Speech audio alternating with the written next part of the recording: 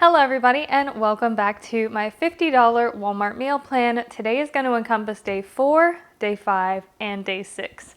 I'm not going to do a designated video for the 7th day because at the end of today I will have enough leftovers that I won't need to make anything particular on the 7th day. I am filming this intro on the 6th day. So let's go into day 4 and day 5 and then I'll start cooking for today. So I think for tonight's dinner, I'm gonna be making the shepherd's pie. So I don't wanna also be having potatoes for breakfast. I've been kind of racking my brain on exactly what I wanna have for breakfast. And I think the best thing is gonna be to use up the rest of this loaf of sandwich bread. Now we have several different options there. I could just make a standard egg sandwich as I've done in the past. But I thought maybe we would try something new. I'm gonna try to make a strata or like a bread pudding. First thing in making the strata is gonna be to cut up the bread. I'm also gonna be using the ends. This is a good way to incorporate those into a meal. Some people also save their bread ends and freeze them for things like French toast casserole or stratas like this. A strata is kind of like a French toast casserole if you don't like sweet breakfast. It's got eggs and sausage, bacon and cheese, but it's in a bread base. So the first thing I'm doing is chunking up my bread into about 1/2 inch cubes. I'm also gonna crack and scramble 4 eggs.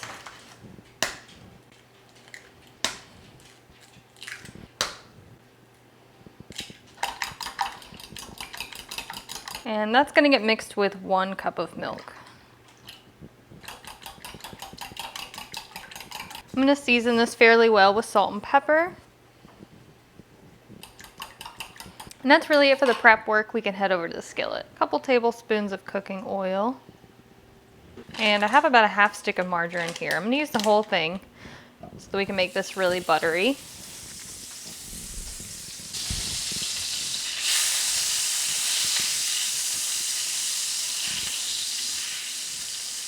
It seems like a lot, but the bread is going to soak that up.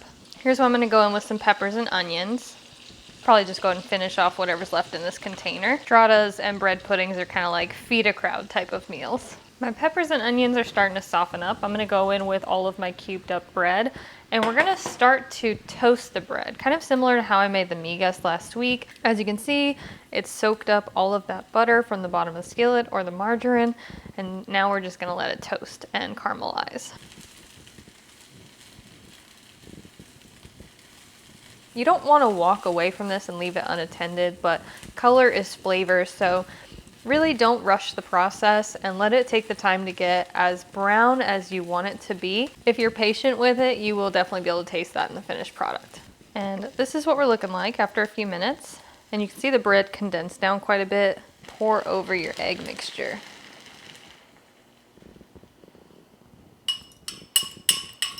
This is then gonna get baked at 350 for 30 to 35 minutes. Doesn't that just look fabulous? Such a cheap meal and it looks kind of fancy. It deflates as it cools, but it doesn't really seem like it's really sticking. I mean, it might a little bit just because this is a cast iron skillet. I'm gonna run a knife just around the edges to make sure. Also, you don't have to use a cast iron skillet. I just do that to keep things simple, be able to go directly from stovetop to the oven. I think a lot of skillets are oven safe, but I haven't really tested that theory. But you can also do this in a baking dish. So you would do the same steps. You would saute the peppers and onions, brown up your bread, then transfer everything into a greased baking dish and still bake it for 30 minutes. And there is a slice of our strata. I can't imagine that it's bad because it has so many great flavors in it. The only thing I don't know if it's gonna feel like it's missing some kind of a sauce on top. I feel like it would benefit really nicely from like a country gravy.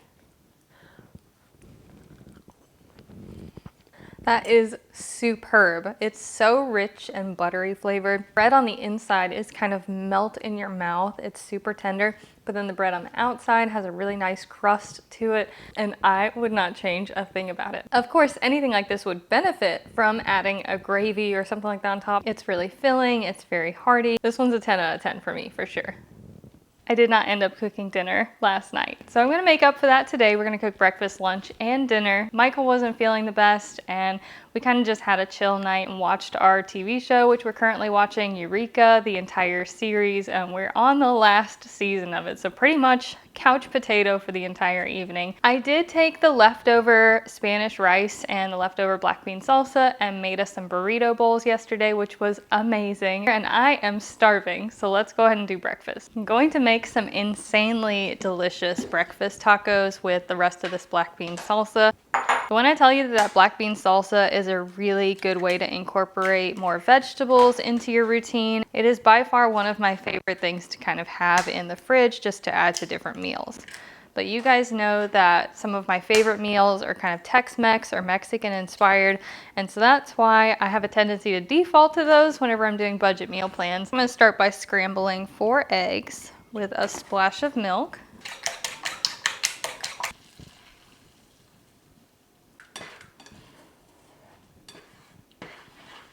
Really quick and easy breakfast. I'm gonna fry up my tortillas like you've seen me do. Dry skillet. If you want them more crispy, you can definitely put some oil down. I typically just do a dry skillet. To assemble the breakfast tacos, I'm doing 2 tacos each.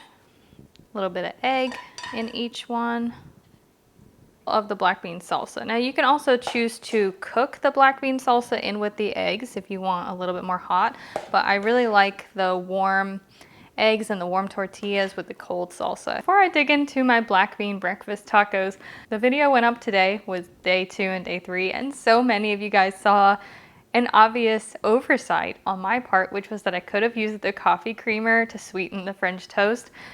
And that's brilliant and genius, and I'm gonna have to try that.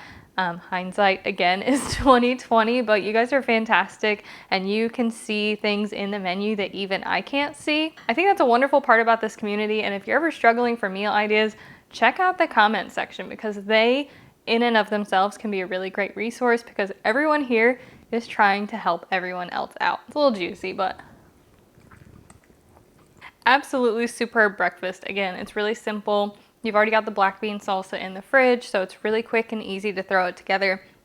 It's a really great way to get fiber in your morning because of the black beans, get some extra veggies into your breakfast without it feeling like you're eating veggies. Salsa is like, to me, the ultimate form of vegetables. One thing that I can eat over and over again and never really get sick of. When you're on a budget, finding those meals that you really truly enjoy and look forward to makes such a big difference in the flow of your day-to-day. I had intended to make the shepherd's pie for dinner last night, so since that didn't happen, I'm going to be making it for lunch instead today. I'm going to be using ground turkey instead of ground beef. My Walmart when I went shopping was out of the cheaper ground beef, otherwise I might have used that. The turkey was about the same price, and several of you guys mentioned that at your stores that the frozen ground turkey is cheaper than the fresh ground turkey, but this was unfortunately all my Walmart carries. So of course I did my shopping in store, but I did also check the app and they don't sell the frozen turkey, only the fresh. So one thing I want to mention is that I'm not going to be using the entire pound of ground turkey. I'm only going to be using about 3/4 of it. This is kind of a little money stretching technique, and I've talked about it earlier this week, but essentially if you need to make 4 meals and they each require a pound of ground beef, you can make them each with a pound of ground beef. Your total cost for beef would run you between $12 to $15 depending on the price per pound. You can make those same 4 meals with 3/4 of a pound of ground beef. You're not taking out enough beef that you would really notice the difference in any one specific meal because they all have a very slight reduction. So you can make those same 4 meals with only 3 pounds if you just reduce it slightly, making the cost to make the 4 meals between $9 to $12 depending on the cost of ground beef in your area. That's assuming your ground beef is between $3 and $4 a pound. If it's more expensive than that, then that could be a $20 versus a $15 price difference. I'm also going to be using the bag of frozen peas and carrots, brown gravy mix, instant mashed potatoes because the price of potatoes was too high this week for me to be able to factor in some fresh ones. I am going to save myself a little bit of time later by going ahead and frying the whole pound. Turkey has a lot of water in it, so you're going to need to let some of that evaporate off too if you're using turkey instead of ground beef. You can season this pretty liberally with pepper, but I'm not going to add any salt because there's salt in the gravy mix and there's also salt in the instant mashed potatoes. And now we've gotten to the point where all the water's kind of evaporated off. So as I mentioned, I'm going to be setting aside about 1/4 of this for a future meal. So I can kind of figure out about how much 1/4 is. Set that aside.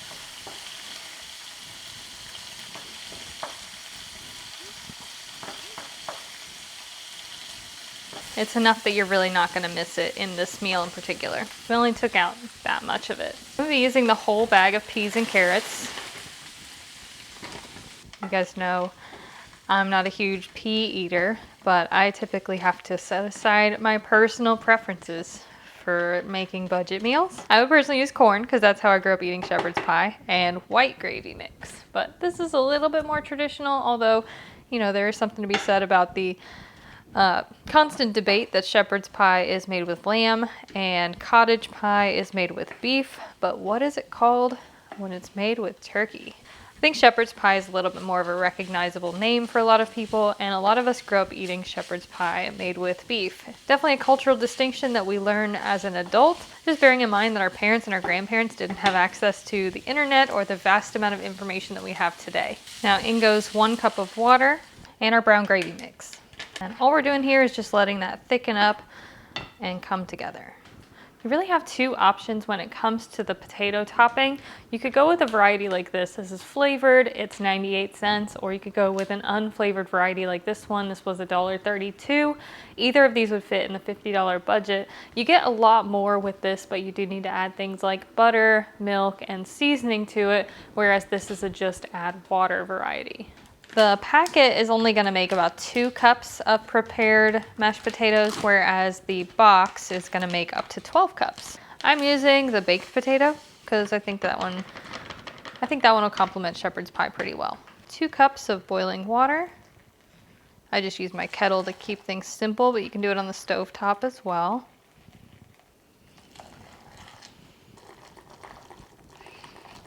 Give that a quick little whisk and then really just set it aside to let the potatoes rehydrate. To our baking dish, we can add our turkey, gravy, and vegetable mixture.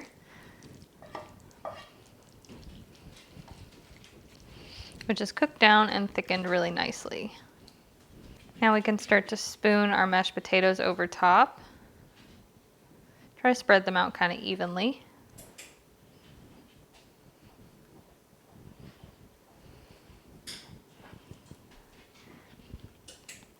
If you want your shepherd's pie to look a little bit more rustic, you can take like a fork or a spoon and kind of just give it some texture on top.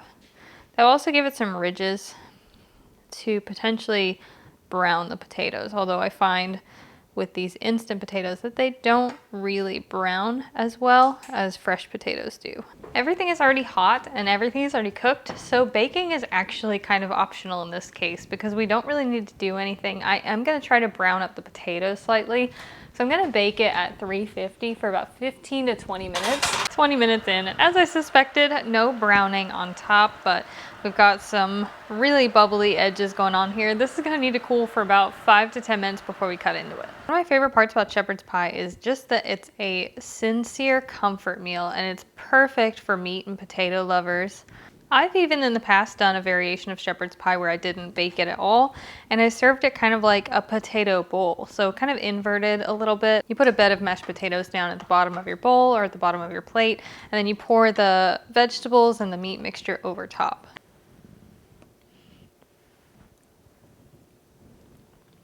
That was better than I expected it to be. It can use a little extra salt.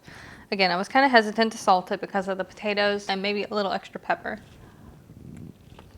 While I do think it's important to salt and pepper your food while you're cooking it, there is one benefit to salting it at the table. Actually being able to get those nice crunchy salt granules. There's something about not only having a food that tastes well seasoned, but also still has a little bit of the crunchy salt on top. So maybe there is a benefit to salting it while you cook, but also leaving room to salt it at the table for that added little extra flavor crunch. I kind of missed out on cooking that last night.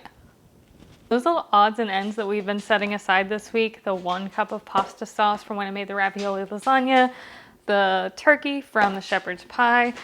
I've been sparingly using the cheese to reserve it for this meal. I try to build menus strategically. Beyond those ingredients, I have beef broth, just 1 can. I have my last cup of rice, and then I have my last onion and my last pepper. This bell pepper is looking a little sad. Sometimes you have to make a specific meal just because otherwise something might go bad. I probably would have made this today anyways, but definitely the pepper going out expedites the process a bit.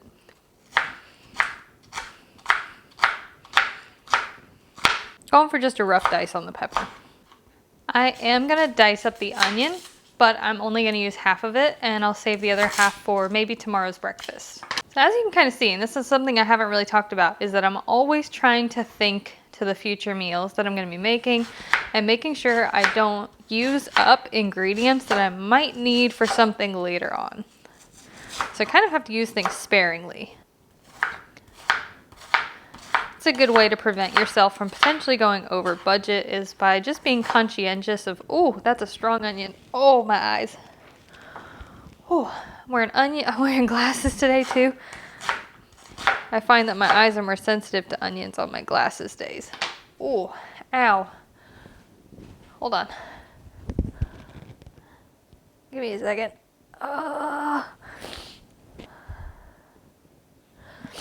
Whew. Potent. I love a good strong onion, but oh boy, feeling that one. I don't even remember where my train of thought was now. The onion almost made me forget that I was also going to throw some tomatoes in it. That's why I didn't use all 5 tomatoes when I made the black bean salsa. Again, thinking ahead to what meals I want to make or might want to make. In this case, I did make a meal plan before I went to the store, so I knew exactly what meals I was going to be making. So when I planned the meals, I planned them strategically to overlap ingredients. I have some oil and I have some margarine, and I'm going to start by sauteing my reserved turkey. This is already cooked from earlier, along with the peppers and onions. And the turkey is not the only meat that's going in this because the pasta sauce that I set aside has sausage in it. I'm doing a really light saute here because the peppers are going to cook for a good while with the rice. Now we can go in with our final cup of white rice. A 2-pound bag has 5 cups in it. So if you're buying a 2-pound bag, you can effectively make 5 dinners out of that 1 bag. And in case you can do your shopping at both Dollar Tree and Walmart, you can get the rice cheaper at Dollar Tree than you can get it at Walmart. I have been thinking about doing a combination style meal plan where I utilize the ingredients at Dollar Tree but add in like produce and meat from Walmart. So you guys will have to let me know if that's something you want to see in the future as well. I feel like a lot of Dollar Trees are kind of strategically placed in Walmart shopping centers. So it wouldn't be a stretch to say that a lot of people who do shop at Dollar Tree probably have a Walmart in the nearby vicinity. Now we're ready to add in our liquids, starting with our whole can of beef broth. A can is about 1.5 cups to 2 cups. Now we're going to go in with our pasta sauce. This is 1 cup of Italian sausage and garlic sauce that I set aside. And then of course we also have our diced tomatoes. Same as earlier, I'm going to season this pretty liberally with pepper, but I'm not going to add any salt until the end so I can gauge how much salt I need to add. Also, if you have things like Italian seasoning, you can really beef up the flavor a bit too. Dried garlic, dried onion, any of those things can be added in. We're boiling, so now I'm going to cover this and simmer it for 20 minutes. And now, like usual, we're going to let it rest 10 to 15 minutes undisturbed. I'm going to give it a quick little toss. I've been saving this cheese specifically for this purpose.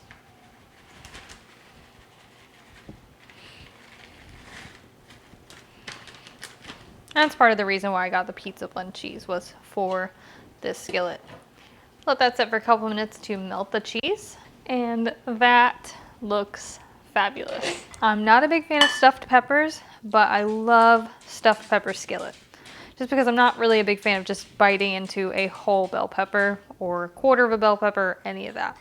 As soon as I make my meal, I'm going ahead and dividing out some extras for lunch the following day. Try to split this between 4 servings equally. Time to dig in, shall we? I know this is going to be hot. It's hot and I am impatient. That is insanely good. I'm glad that I saved that cheese. The benefit to doing the cheddar and the mozzarella that I did was that mozzarella is really stringy, has a nice stretch to it. Cheddar has a really good flavor to it. I feel like that mixture generally is pretty versatile and can go on a lot of things. What a fantastic day of meals that we have had, and I am going to be so sad when this week is over. This has been Probably one of the best ones that I've done, and I say that every time. Every time I do one of these kinds of series, I feel like I encompass so many new ideas and constructs. I've really enjoyed this week so far. I enjoyed last week. I feel like the meals that we've made have been budget meals that don't look or feel like budget meals, and ultimately that's the goal. So I will be kind of sad when the series is over. So the ingredients have dwindled down quite a bit, but I still have 3 small potatoes. Those are left over from last week. I have 3 eggs left, the smoked sausage that I set aside from the first day, and the onion that I chopped up yesterday. I'm gonna use those ingredients to make a breakfast scramble. It would make an excellent taco filling, which I might actually do as well. I am going to be leaving the skins on the potatoes, so I started by washing them really well. And I'm going to go for a relatively small dice so that they don't take forever to cook. Another thing that you can do is to parboil your potatoes or even bake them by sticking them in the microwave for a few minutes. But I'm just going to go with the raw potatoes. You can just dice up the boiled potatoes and then fry them in a skillet, and that will take a lot less time than cooking them from raw. That's something that I learned when I was doing my Great Depression era cooking series, which I haven't done one of those videos in a while because I feel like people kind of lost interest in them, but I do kind of want to restart that at some point. I like the videos where I do breakfast, lunch, dinner, and dessert. I really enjoy those full day of cooking videos. Another option, of course, would be to make the hash browns like I did earlier in the week, but I'm trying to break up the monotony and show you a couple of other options as well. Identical to how I made the hash browns, I'm going to start off with a couple tablespoons of cooking oil and a couple tablespoons of margarine and preheat that in my skillet. Since my potatoes are raw, it is going to take a little while for them to cook, and I'm not going to add anything else until the potatoes are just about done. We can, though, go ahead and season these up pretty heavily with salt and pepper. Potatoes can handle a good bit of salt, and the only other kind of salty element that we have is that little bit of smoked sausage. I'm going to let these cook for 6 minutes. I'm going to give the potatoes a toss. They're starting to get nice and brown.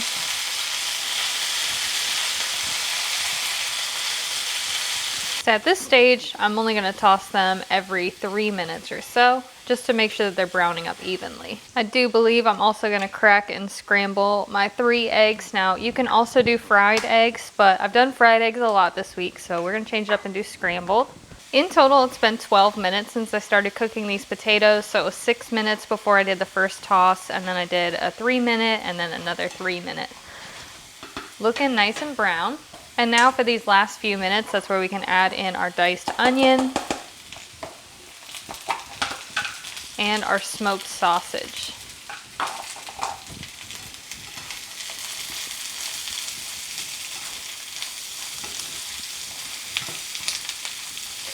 Something like this could also make a really good option for breakfast for dinner if you were looking for kind of like that 7th day dinner, because I usually only do 6 days of dinners because I'm anticipating that, you know, that 7th day you're going to go out to eat or you're going to get a frozen pizza or something like that.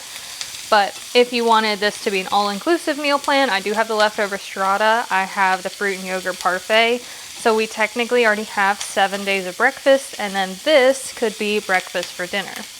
Once our onions have started to soften up, I'm going to make a well in the center here for the eggs.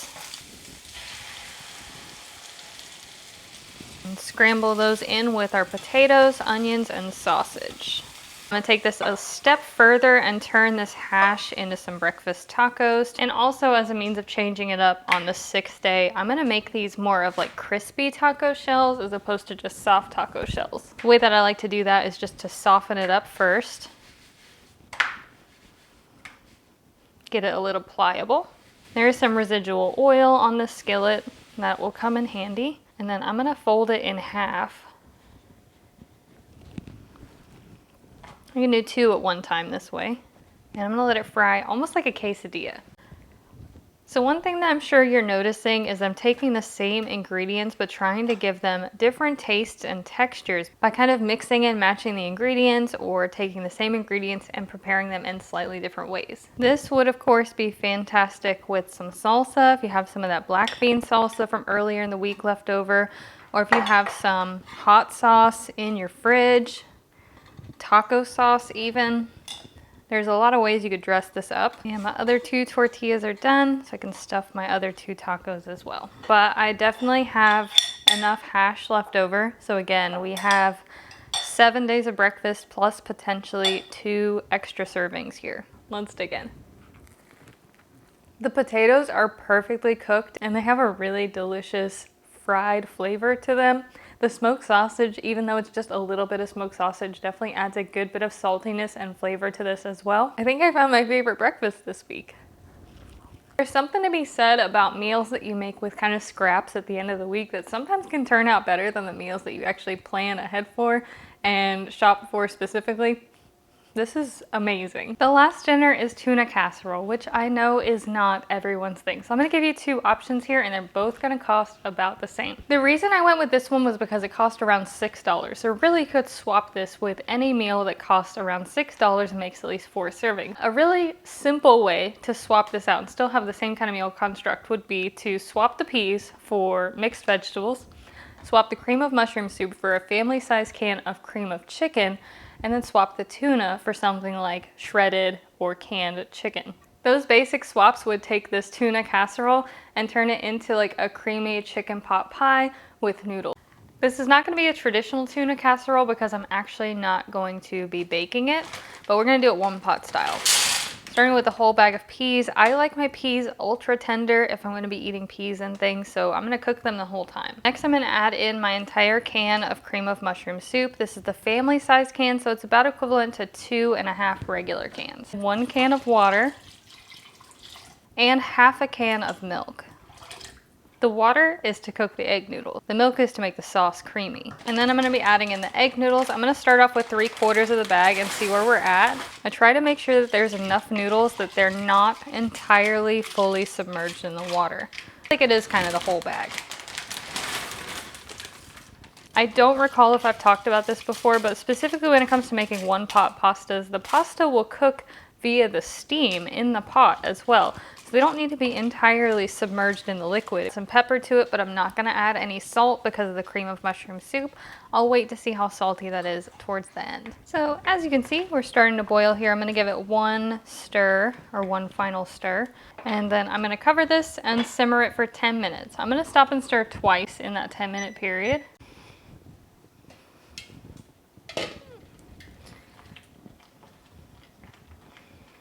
Give that 1 last stir. I'm gonna check a noodle to make sure it's done, which it looks like it is.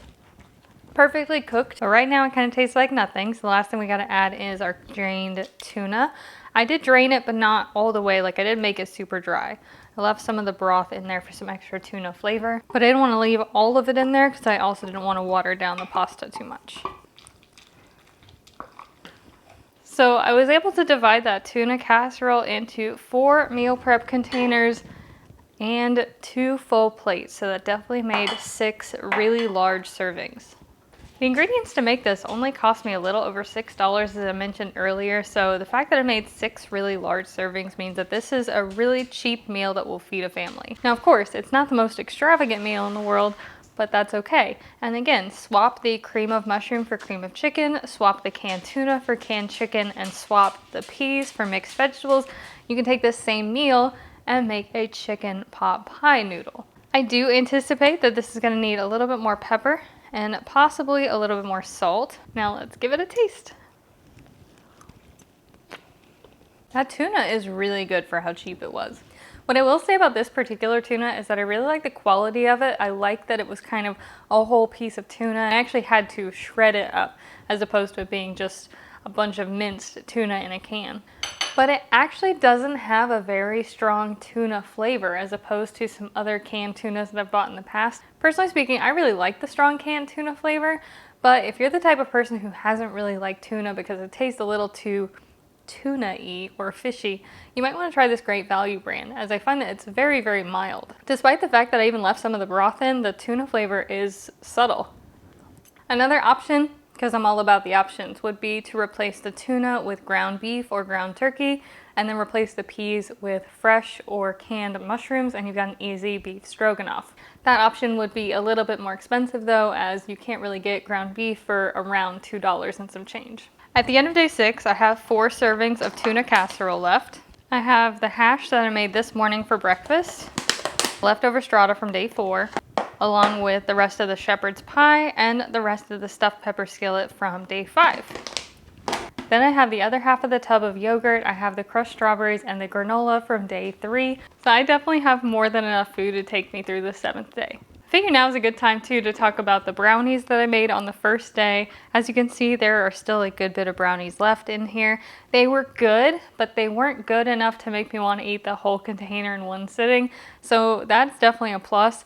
They're sweet enough that they kind of satisfy my sweet tooth throughout the week. As I wanted a snack, I would grab 1 or 2 pieces, but generally speaking, they were okay. They were a bit too cake-like, I want to say.